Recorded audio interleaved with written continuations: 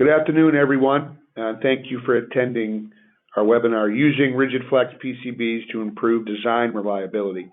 My name is Ed McMahon, and I'm the CEO here at EPIC. Before we get started, I just want to let you all know that you'll be muted during the presentation. So if you have any questions as we go along, please go ahead and enter them into the questions panel, which is located at the webinar control panel on your screen. We'll try to get to them at the end of the presentation. If we don't have time to go through all the questions, we will be sure to reply back to you by email. Also, we'll be recording this webinar and be posting the recording and the slide deck on our website and YouTube channel. Our presenter today is Paul Tomei, and Paul is our product manager for Flex and Rigid Flex circuits.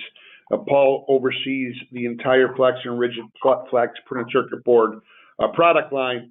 And he has over 35 years of experience in designing, manufacturing, and testing flex printed circuit boards. With us, he really spends the majority of his time with customers on technical support, really involved from projects from the very beginning of the conceptual stages through delivery. And his real job is to spend all the time working with customers, making sure the design requirements are robust, making sure the product is designed correctly, and troubleshooting any issues.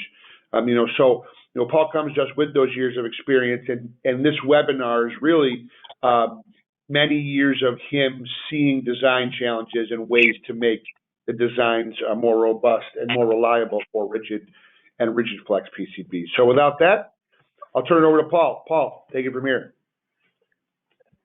Thanks, Ed. Thanks for those kind words. Good afternoon or good day, everybody, and thank you again for joining us. As Ed mentioned, our webinar today is going to focus on utilizing or applying rigid flex printed circuit boards to designs in order to inherently improve their reliability. So our agenda today, we've broken it down into three areas.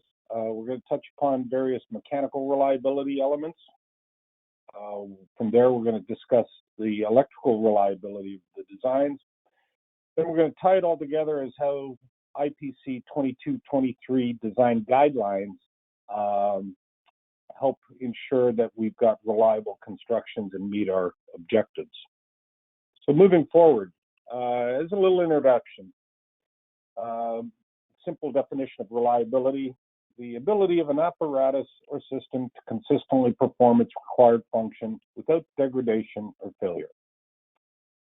Reliability engineering studies have defined many times over that the weakest link in an electronic component is at a point of interconnect, and that's where the vast majority of failures are going to occur.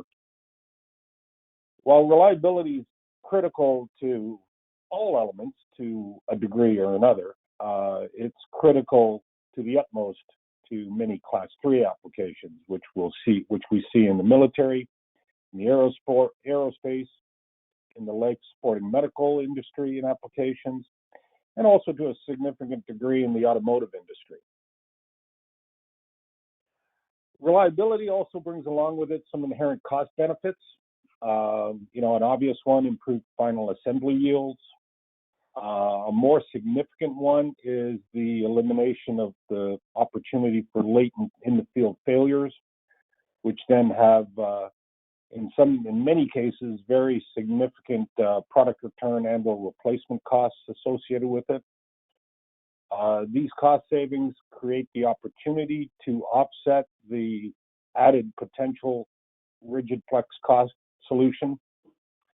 And at a business level, reliability definitely helps secure repeat business from your customers. So moving on, we're going to talk about some mechanical reliability elements now. The first one is points of interconnect. As I mentioned before, points of interconnect are a significant potential source of failures. With a rigid flex design, it's deemed to be an integrated construction with no additional points of interconnect added. So the end result is elimination of all the points of interconnect that would have inherently occurred between independent rigid sections or component areas of the design.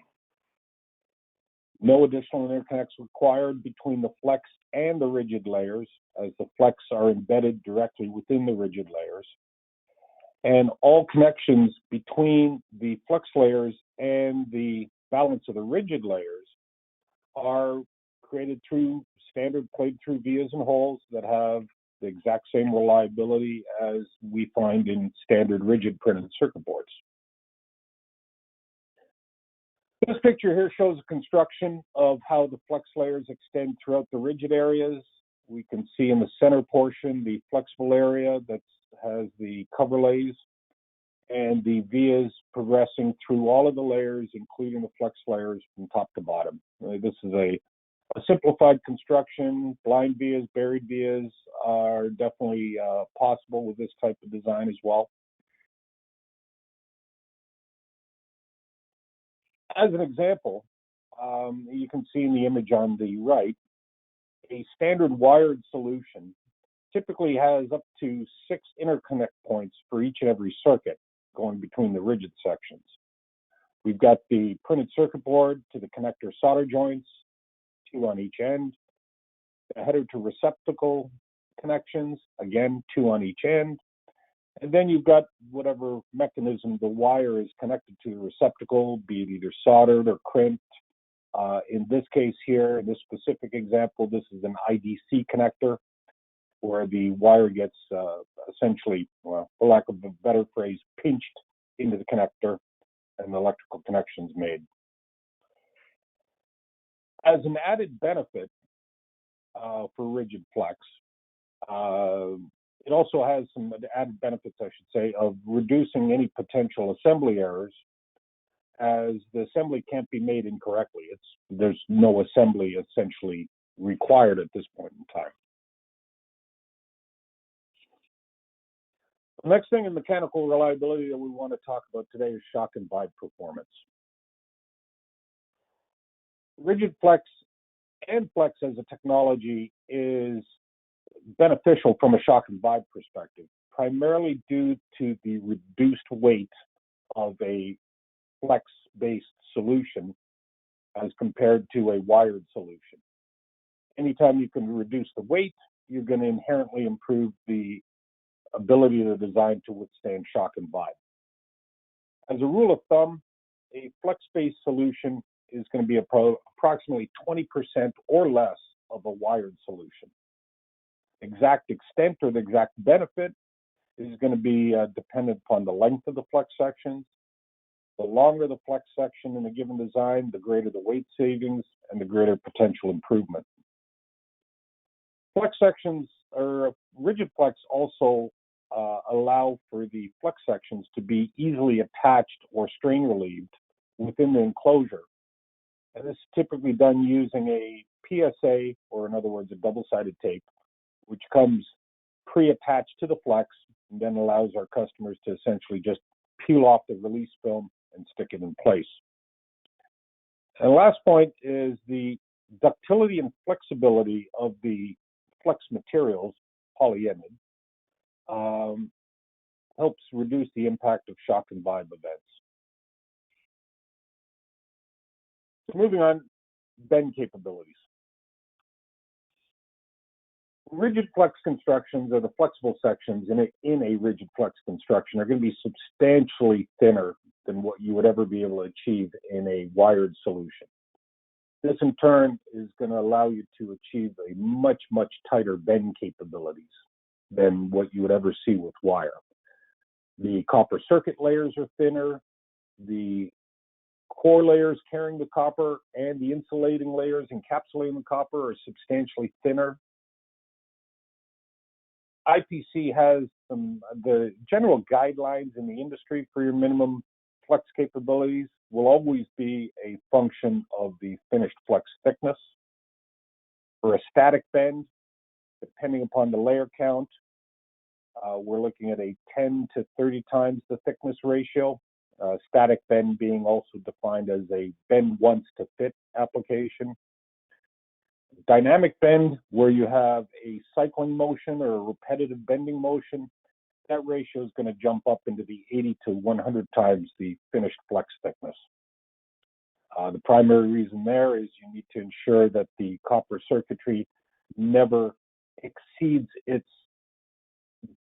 ductility, which as a metal would result in work hardening to start to occur. The copper would embrittle, lose ductility, and at some point in time in the near future would crack and create either a complete open or an intermittent open.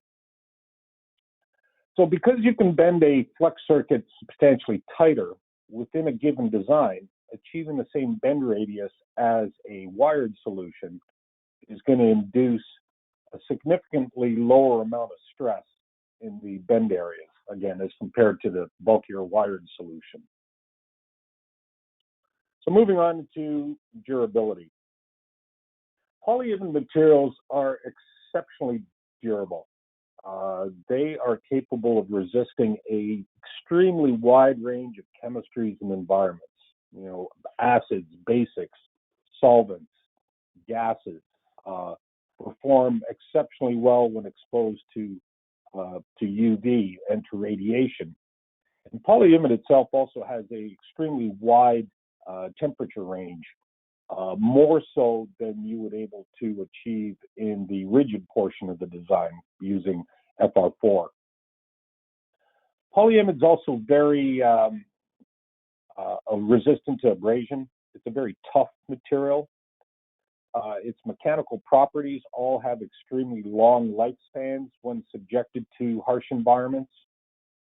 And polyimide also has an exceptionally high dielectric strength for electrical insulation between adjacent layers and high voltage traces, typically in the range of 5 kilovolts per 1 thou of thickness. It's arguably the best insulator known to mankind. So we'll move into electrical reliability, and we'll start off with high-speed signal performance. Flex materials and the constructions of a flex circuit are inherently well suited to supporting high-speed signal applications. The flex materials themselves are extremely uniform in thickness. They have better decay values or dielectric constants over standard rigid materials, and also better than a wide variety of the high-speed materials. The manufacturing process of creating the circuitry, which is essentially the same process that's used for rigid boards, results in extremely uniform line widths and spacings. And then going back to the mechanical element of eliminating points of interconnect, every point of interconnect in a high-speed controlled impedance signal is potentially going to cause a reflection in that high-speed signal, which can start to degrade the performance.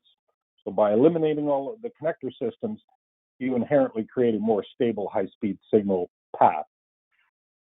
And as an added cost benefit, you're now also eliminating what in most cases are substantially higher cost controlled impedance connector systems and the wiring used in those connector systems.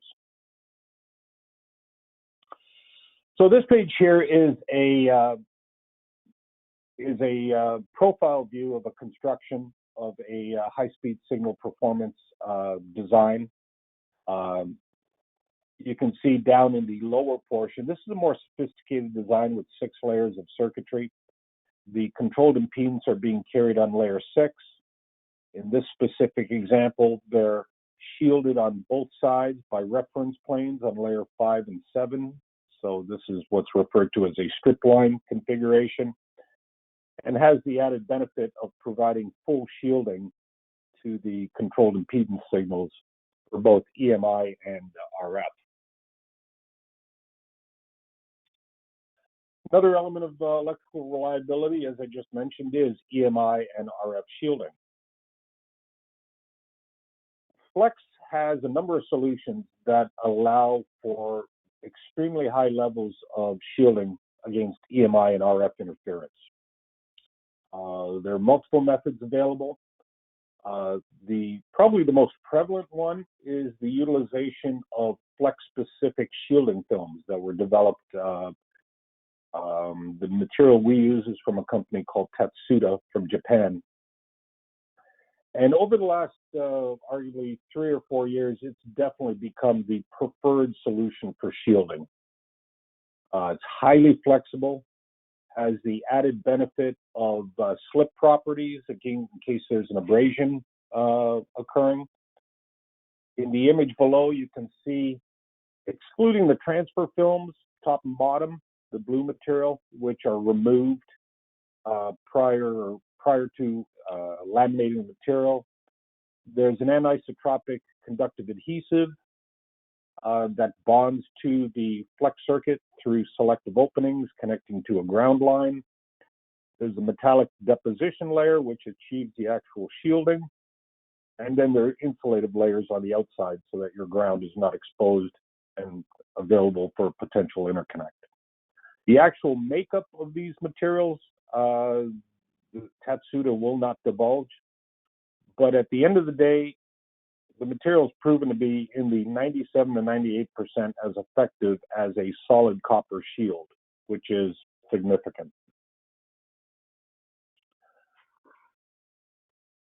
Another methodology primarily used for controlled impedance applications is the addition of copper shield layers, as we saw in the previous material stack-up.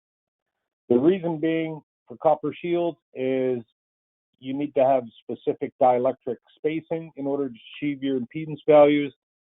And while technically you can do it while using a shield layer, as previously mentioned as the first option, it does tend to be more convoluted. It can negatively impact reliability. So for controlled impedance applications, the preferred solution is copper shields. The last option is silver ink shield, which has been around for many, many, many years. We see in our marketplace that the call out for silver ink shield is diminishing on an annual basis. And we've worked with many customers through their historical background, their point of reference, have created new designs using silver ink. We'll work with those customers to replace the silver ink with the shielding films. And in the vast majority of cases, it's a higher level of shielding, it's a more flexible design, and has the added benefit of costing less.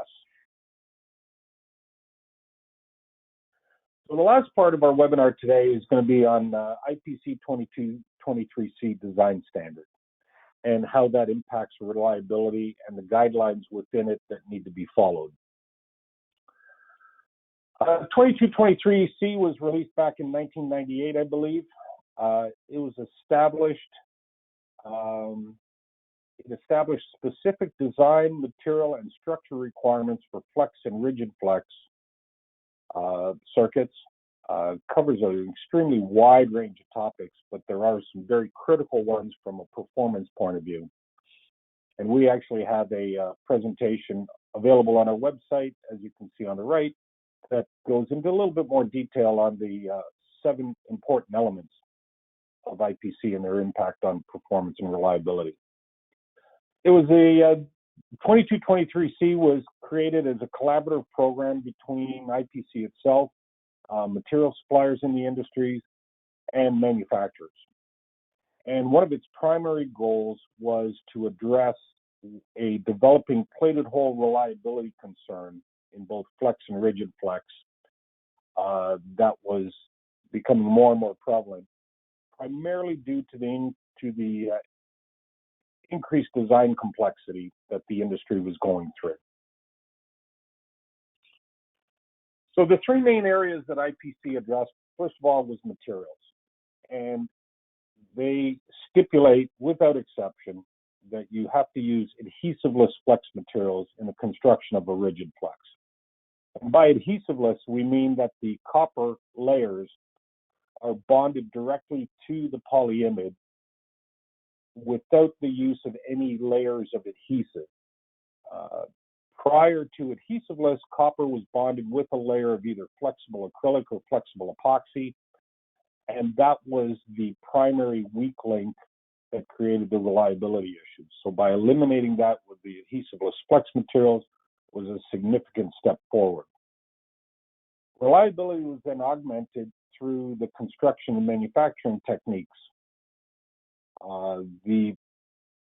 The most critical one was the methodology in which the cover lay is applied, which is used to encapsulate the flex section.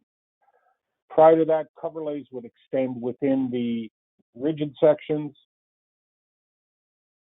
After 2223C, the preferred solution was to, or the required solution, I should say, was to apply the flex layers selectively only in the flex areas, engaging into the rigid areas by a very small amount, but not extending throughout the rigid areas. The lamination of the rigid sections were defined to use prepreg only. Prior to that, you technically could use a flexible adhesive to laminate them together, but that was defined as one of the significant weak links in the previous versions.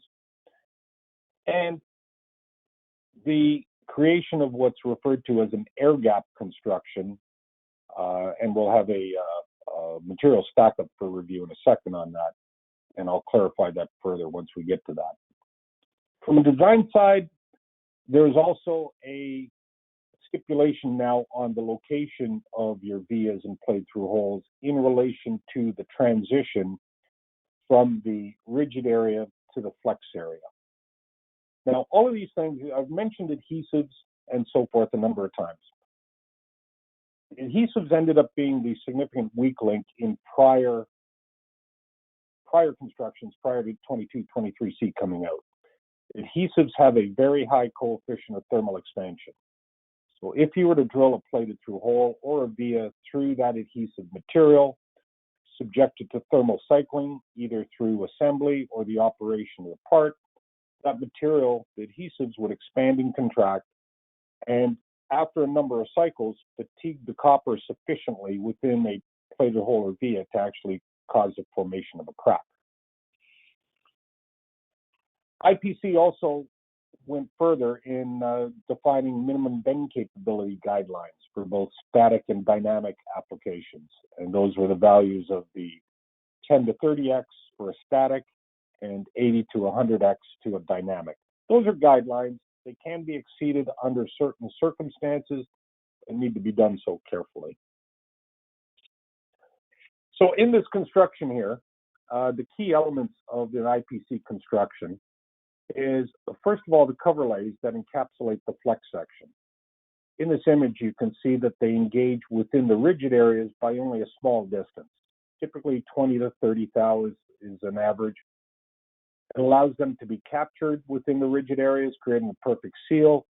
But the key element is the cover lays do not extend into the rigid areas. The second element, and we referred to the air gap construction previously, is in designs that call out for more, or in designs that require more than 2 flex layers, configuring them in an air gap construction where you have 2 independent sets of flex layers with an air spacing between them allows, again, the elimination of any adhesives in the flexible area from extending into the rigid sections and creating reliability issues. And the last element is the minimum spacing requirement as measured from the edge of a plated through hole, which we have represented here in black, to the edge of the transition from the rigid portion down to the flex. And that minimum spacing ensures that the drilled and plated via or plated through hole does not have the opportunity of being drilled through the cover lay material, the cover lay adhesive, and being exposed to the high coefficient of thermal expansion that those materials inherently have. So in summary, design reliability, obviously critical to all projects, but the consequences of a failure in a class 3 product are extreme, intolerable in most cases, and require every effort to ensure the highest possible reliability. Rigid flex technology definitely allows this to happen. On the reliability side, the main element is the elimination of points of interconnect, which are in turn potential points of failure. On the performance side, you have the high-speed, the high-quality, high-speed signal capability. You have the opportunity of fully shielding the design against external noise or emitting EMI and RF. The materials that are used in flex designs are extremely durable in very harsh environments. And because of their weight reduction, they allow for a higher performance in a shock and vibe testing. IPC 2223 design guides have to be followed. It's an absolute must. It is our Bible. If a customer presents us with a design that violates IPC 2223C, we will either go down one of two paths. We will either no bid the design. Part of that, work with the customer to revise the design. If it can't be, then we will ask the customer to sign off on a waiver, identifying the fact that they are aware of a potential reliability concern. And then we've got the inherent benefits of rigid flex in that it will always allow for a smaller, tighter packaging requirement or for a specific design. It can fit into spaces where no other interconnect solution can. And it creates cost savings opportunities through the reduction and simplification of the assembly process and requirements, by potentially reducing or creating the opportunity to reduce the overall packaging size and the inherent savings that can be achieved from that. And there's also a smaller side benefit from a purchasing and inventory management cost in that you're not dealing with multiple parts, you're not dealing with multiple rigid boards, multiple connectors, multiple wire assemblies, the processes of assembling that together, because you're dealing with an integrated construction. It's assembled one time, in most cases, in the exact same fashion as a rigid printed circuit board, and it's complete.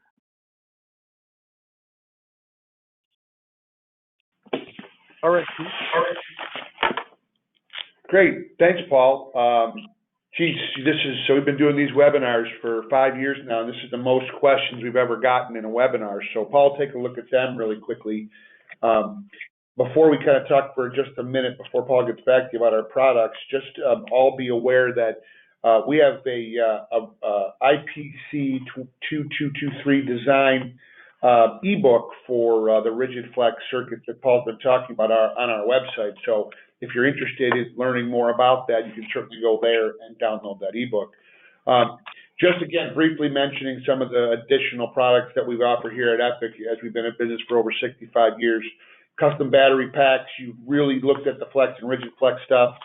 Cable assemblies, printed circuit boards where we really started, and then all of the other products along with energy efficient fans and motors. And we've recently acquired a machine shop that we've really started to see our customers take advantage of as well. So again, we've been in business for over 65 years. Our supply chain is not only US based, but Asia based, outside of China as well as in China, be it Taiwan, Malaysia, Thailand. So as we go through some of the questions after that, we've been more than happy to have a discussion with anybody about their individual questions. And lastly, before Paul gets started with a couple of questions that he's going to answer, we will post the answers to all of the questions on the website over the next few days. So for everybody to come in and look and see what the questions were and what the answers are. So with that, Paul, what questions do you want to answer? Thank you, Ed. Well, thank you for all the questions that come in. They're tremendous. My engineering, my support staff's picked out 4 that I think are really good, and not to take up your entire afternoon, we'll just quickly go through these. So the first question we have here is, do flex-only solutions provide the same reliability benefits as rigid flex? And the answer to that is a little qualified. If the design has the components mounted directly to the flex, where the component areas are supported by stiffeners, then the answer is a definite yes.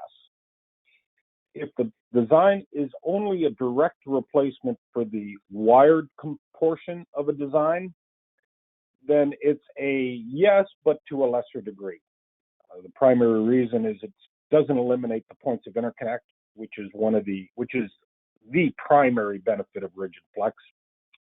But it still brings the benefits of reducing the weight, better bend capabilities, the durability in harsh environments, and so forth. Second question I have here is, what challenges do high-density BGAs create for Class 3 rigid flex? And this is actually a great question, because we're working on many designs that fall right into this area.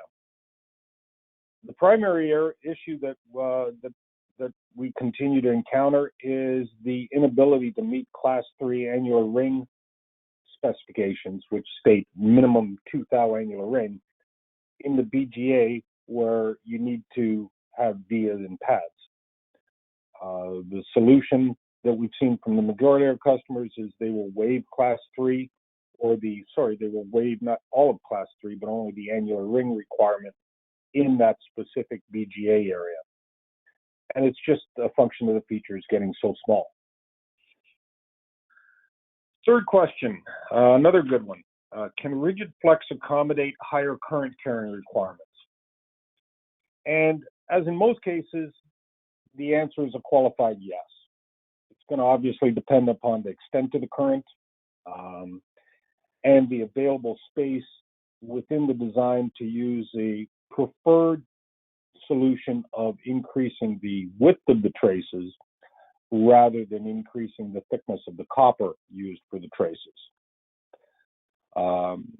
The issue with thicker copper relates back to the mechanical bend requirements in most flex designs.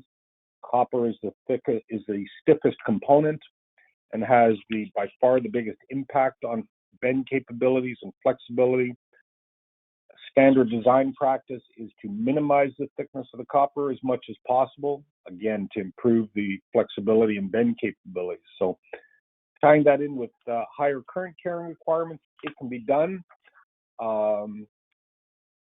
In a significant number of cases, there are some tricks that can be applied, such as using multiple thinner layers rather than one thick layer.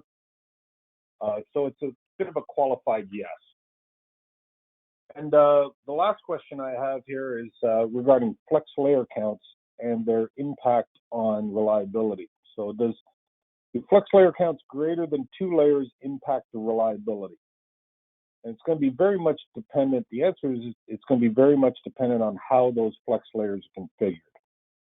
IPC 2223C, or 23D, I should say, we're up for Rev, strongly recommends that for example, a 4-layer construction, that the flex layers be configured in that air gap configuration that we touched upon earlier, so that the flex layers are configured as 2 independent pairs of 2. Eliminates the adhesive problem and the via reliability issue, and also as 2 independent layers, their bend capabilities are independent of one another, so it allows for a tighter bend capability. If the design is going to require, let's say, as an example, 4 layers of flex to be bonded together, then a careful design review is going to be required. Can it meet IPC? Can it meet all the requirements for reliability? It can, but a complete review of the design to ensure that it's possible is going to be necessary. So having said that, again, thank you everyone for joining us today. We appreciate your time.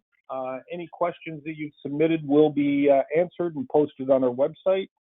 If you have any further questions, feel free to contact us directly. And once again, thank you very much, and everyone have a great day. We appreciate it.